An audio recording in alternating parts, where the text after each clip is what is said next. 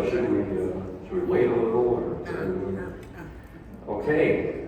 Good afternoon, good evening. I don't really know which one it is. Hello everyone at Azalea Estates. I'm Robert Buxton and it's great to be back as always. There are quite a few birthdays going on. Margaret and okay. And then Russ had his birthday. And there's more, right? There's more. Actually, you know whose birthday is today? Is Mel Brooks. Turned, 100 years old. So maybe in a sort of a Mel Brooks fashion, I'm going to think about, you see, just the name makes people laugh because I do this sort of gag that I was doing a little bit for you where I go through sort of the history of music and just imagine what happy birthday sounds like in the style. Sometimes I ask you, like, oh, give me the name, but I'll do little vignettes, like start with maybe Bach or something, even though music history doesn't start with Bach, but still, got to start somewhere. How would Bach do Happy Birthday?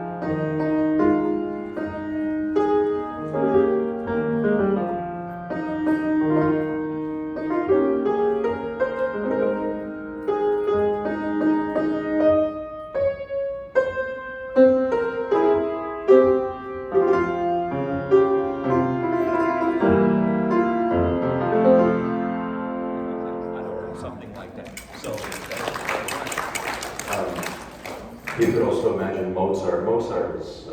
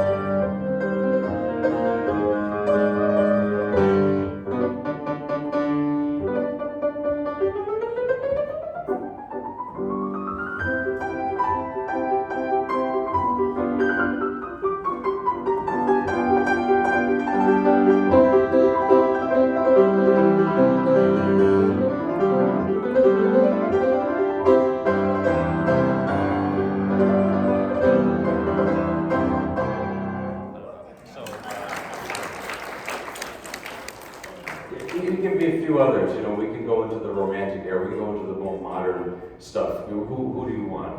Liszt. Yeah, Liszt. So with Liszt, what you do is you embellish a lot. You know, when somebody's trying to tell you something, but they never get to the point. That's typical for both sides of my background, the Russian side and the very southern side. You know, delay the point. So here's the list.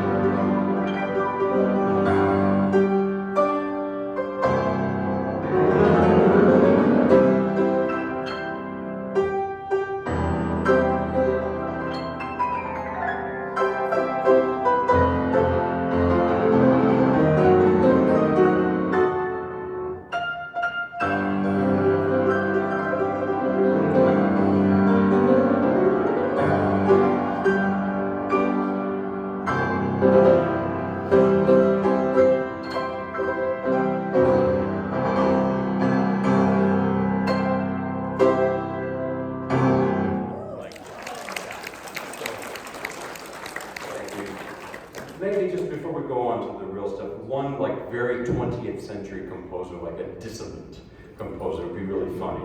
Like a, Arnold Schoenberg or Stravinsky or something, or even more. Anybody? Well, Bernstein's wonderful, but he's not very he's more melodic. I'm thinking someone in a big contrast. Also very, very melodic. Maybe, is it okay if I just do like maybe Arnold Schoenberg or something? It's going to be, he was a 12-tone composer, so meaning that he would use all 12 notes of the scale equally. It just has a contrast, and then we'll move on. So I just want to, do Happy Birthday in as many styles as we can do. So here's Schoenberg, Happy Birthday.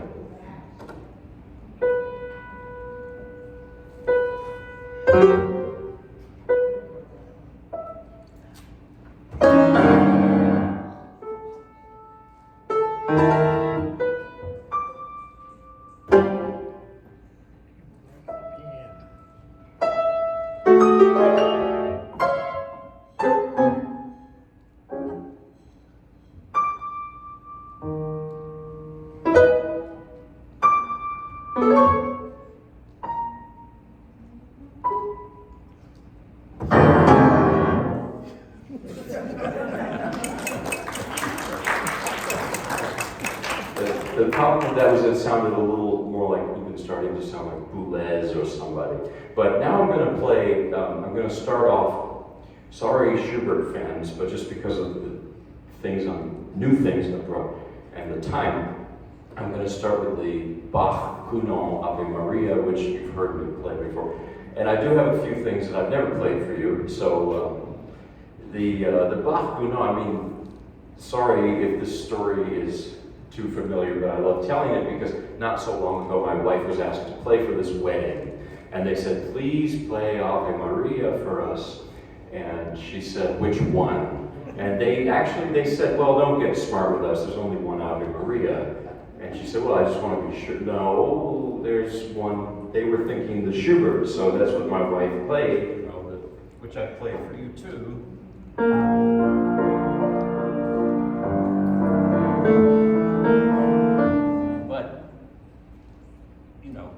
There are many others. There's Max Reger wrote a Ave Maria, and then there's this beautiful Bach Gounod Ave Maria. And the way this came about was in the 1850s, the young Charles Gounod was spending some time with his father-in-law. See, it's good to spend time with in-laws, I believe. So they were looking at Bach, and they were looking at the Prelude in C major from the Well-Tempered Clavier, which goes like this.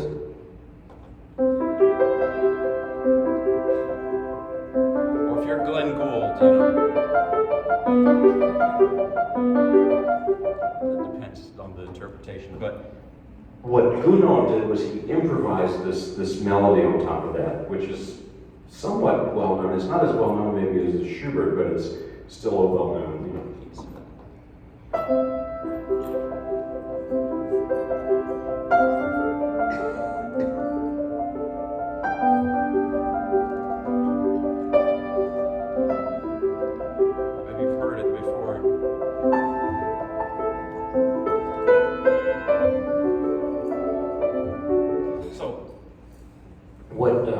The father-in-law did was he thought this was wonderful and he jotted it down, he wrote it down.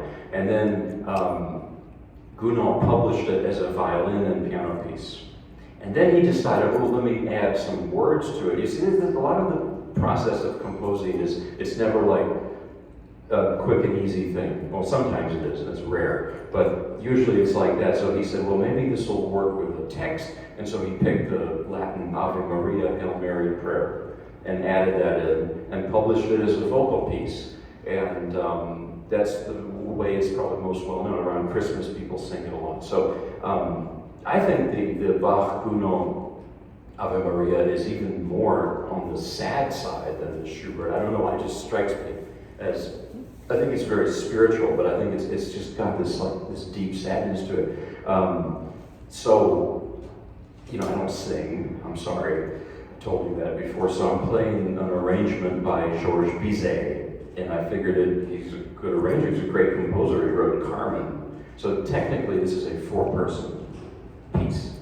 You don't get that very often. It's Bach, because Bach is the accompaniment. It's Gounod, he made the melody, but it's also the father-in-law because he wrote it down initially. And then is Bizet, number 4, who made it into a solo piano piece. So here it is. You'll sing. Sorry.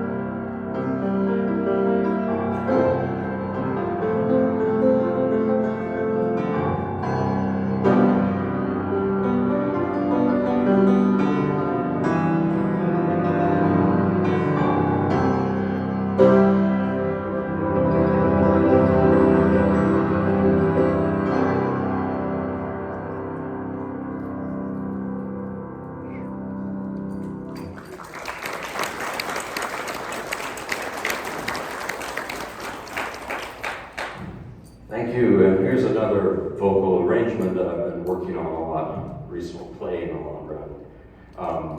The Widmung by Robert Schumann, arranged by Liszt. And this piece, you know, he wrote it as a wedding present for Clara, for his wife.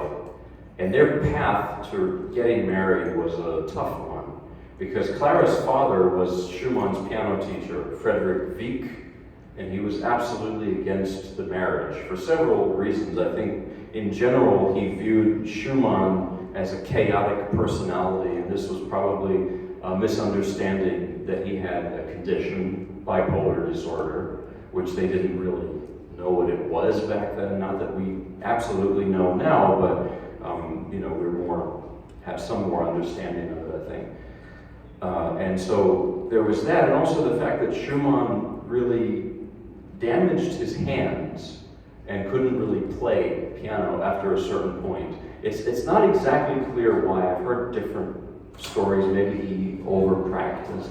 The one that I hear mostly is that he used some kind of machine or contraption meant to strengthen his pinky finger, which is a very bad idea, actually damaged the muscles. And so while all that was going on, and he was studying with this guy, Friedrich Wieck, you know, the daughter, and he fell in love, and, you know, was kind of not, the father of Clara was not so happy about it. And actually, they went through the court system, I was reading. By the way, Schumann had sort of flunked out of law school, so maybe he learned something there. I heard he was not a very good student. But he may have picked something up there, because after 2 years or so, they went through the court system, and then they finally got married, despite the father not wanting it. And Robert Schumann writes this piece for his wife. And I view this as one of the great love songs, you know, up there with, I don't know, Yesterday and Smoke Gets in Your Eyes. It's like, should be in that category.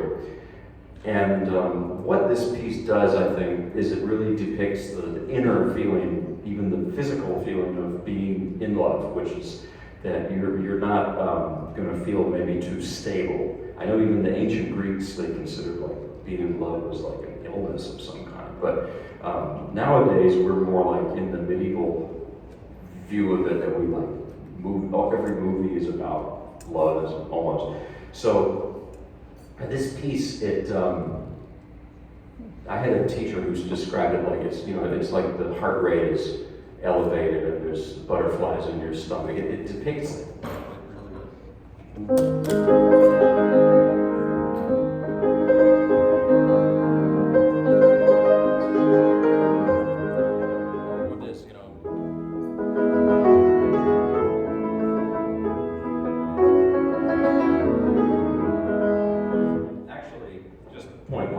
There's this transition. You think the piece is over here, and then it just goes right here.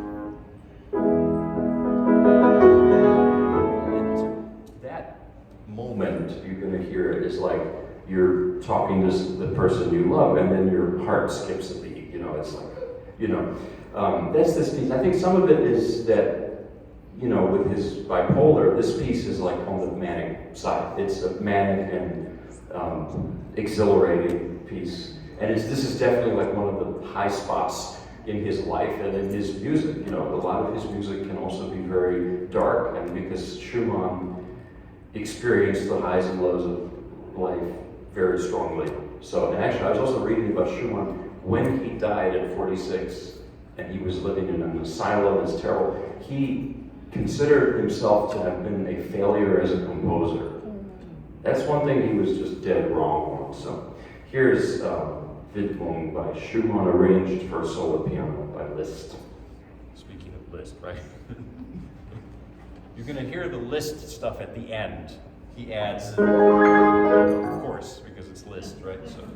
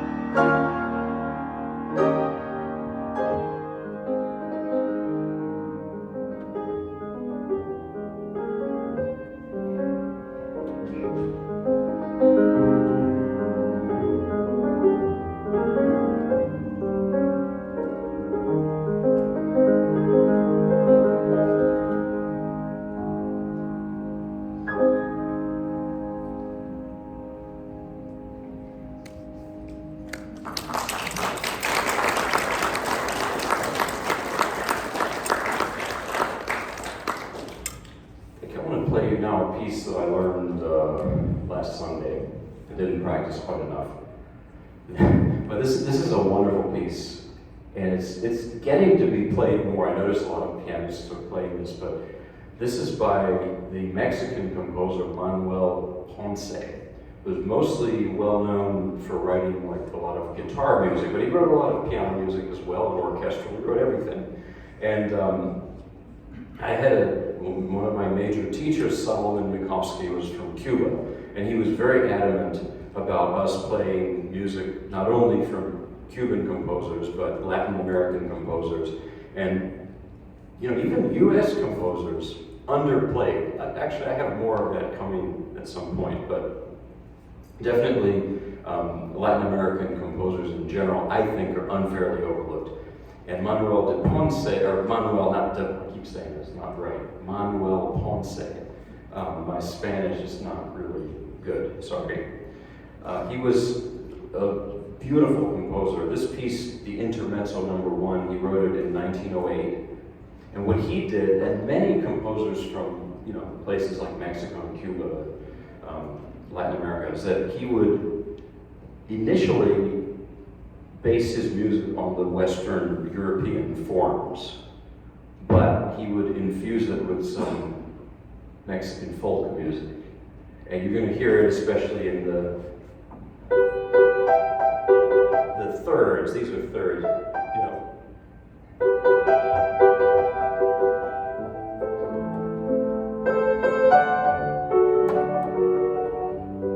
It's almost like there's a little maybe Chopin, there's a little of that salon style, but it is clearly, it's not European, is what I'm saying. And it's his own style, and it has the folk music of Mexico in there. So, yeah, beautiful piece, Intermezzo number 1 by Manuel Ponce. There's even an airport, I don't know if it's in Mexico City or somewhere, that's named after him. So, you get an airport named after you, that's, As it should be.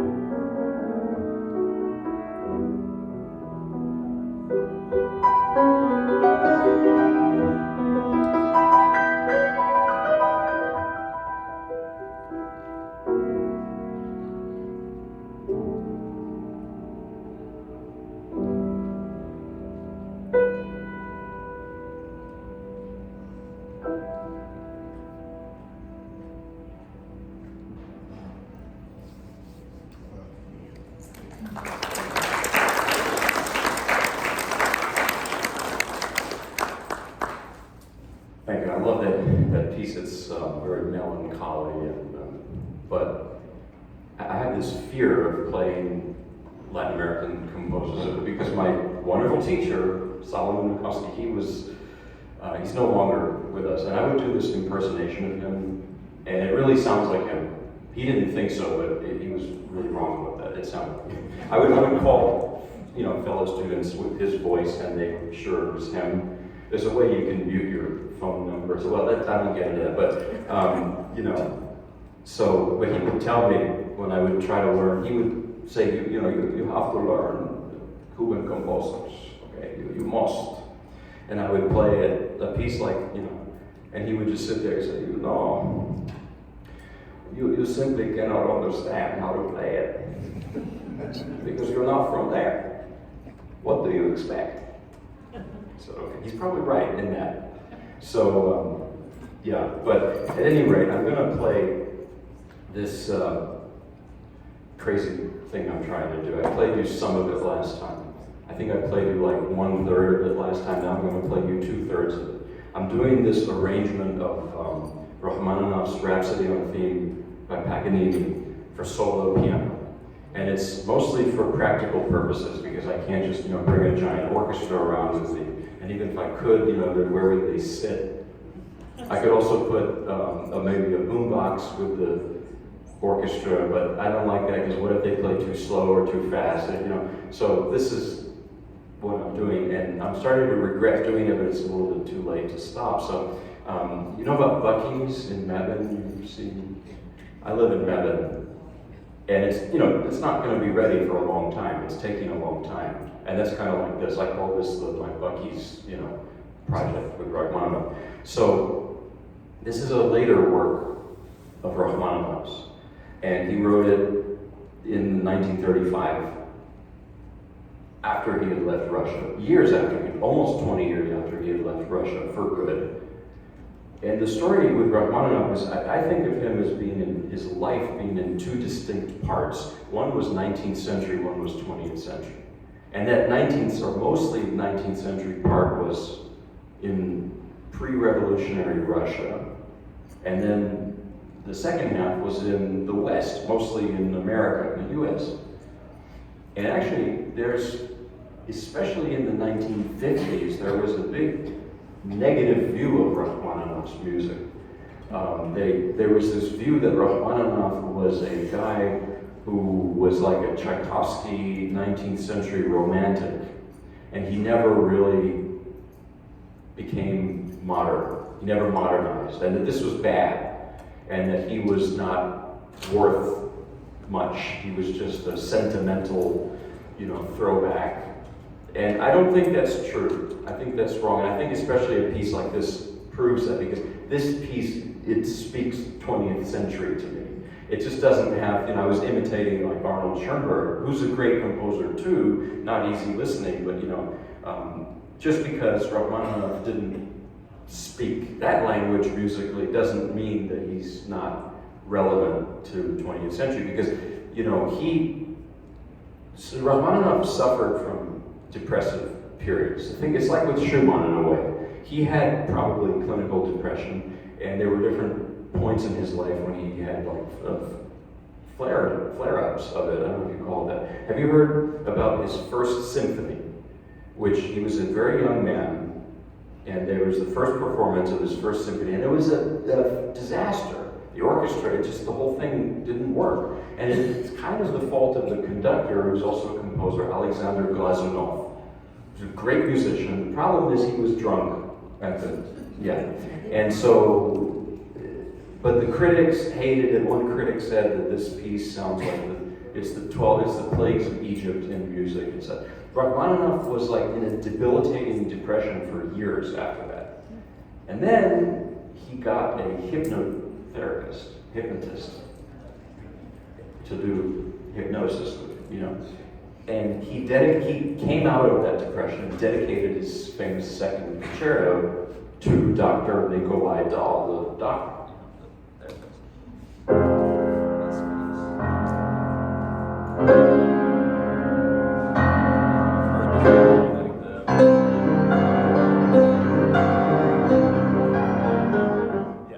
So, just as a taste of, and then but Rachmaninoff's earlier music, like that piece, it's very melodic, long melodies, like the third concerto, like.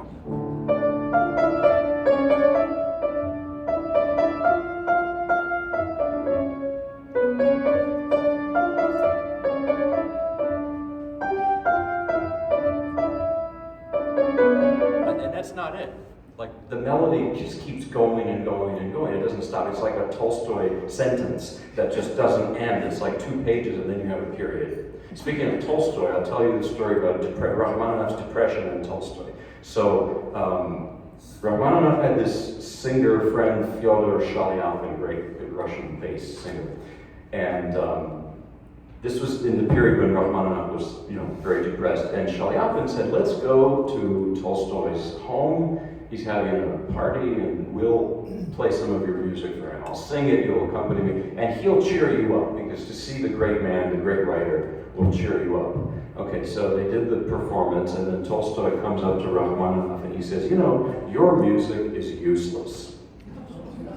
And he said, your music is just as useless as Beethoven. He said, he didn't like Beethoven either. So now, I think that's a compliment, because you put in the same category as Beethoven. Hey, but Rachmaninoff got even more depressed. Okay, so that was kind of a tangent. But this was Rachmaninoff's life pre-revolution, okay? This is so Russian, his life, and Tolstoy and everything.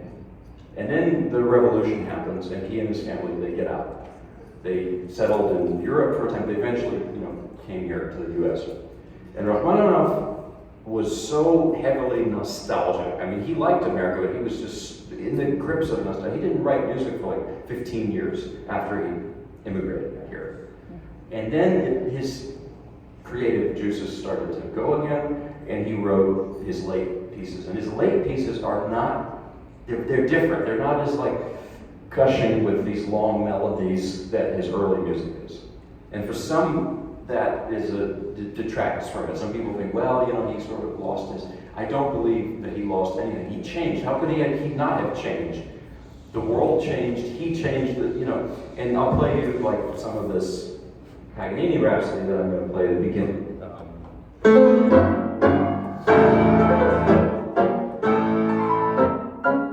It's this like it's more disjointed, if you will. So.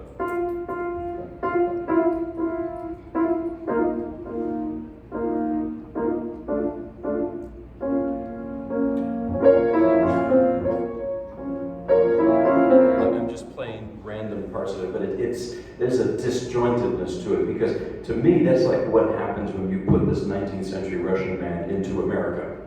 And it's just a different, this is a very familiar thing. I saw it in my mother, who's Russian, especially saw it in my uncle Boris, who's no longer with us. My mother married, my dad is a Southern Virginian, I'm told. He's also an immigrant, right? But my mother sort of assimilated to the U.S., but my uncle Boris, he couldn't, he was so Russian. He was so deeply Russian. But anyway, that's what Rachmaninoff was. He was this exile in time and in place, space, you could say, from his country and from his past. And this piece, you feel the disjointedness of that, but there's also so much beauty there. And what these are variations, but to me they're more like little vignettes. You're going to hear Paganini, but not much, because it's just he gives you the theme, and then it's just Rachmaninoff for the rest of the time. And then you're going to hear Russian bells, that's the theme in all his music.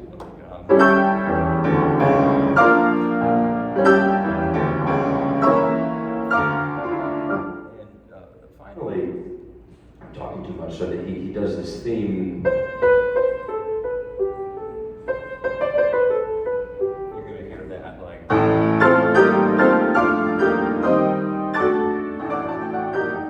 And that is the Dies Irae chant.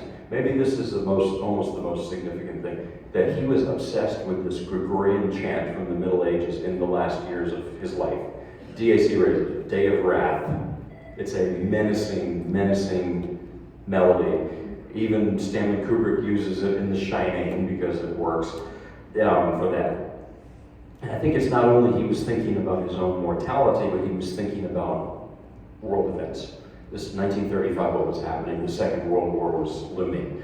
So you hear that all in this piece. So this is like 2/3 of the piece. I don't have the whole thing, big chunk of it. I'll do as much as I can. As we get closer to the end, I get a little fuzzy with the memory, but just want to share it with you. So here is part of the piece by Rachmaninoff, Rhapsody on a Theme by Paganini.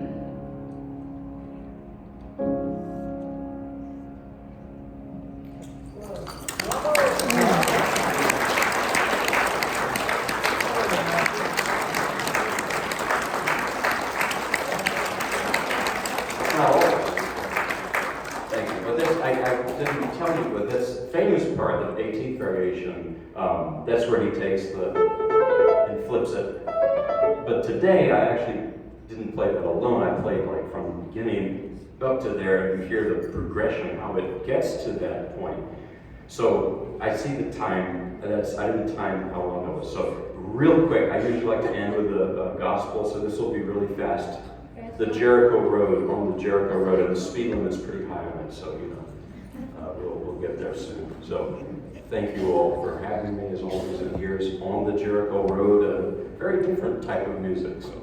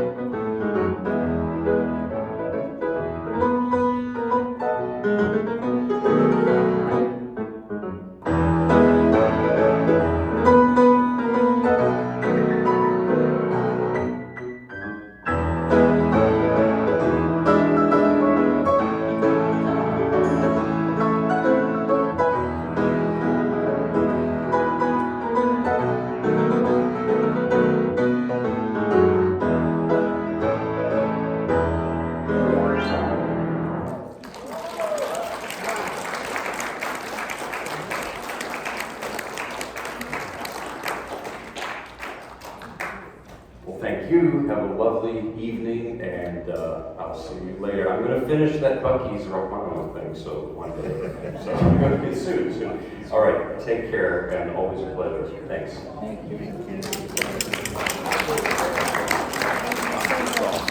Oh, thank you.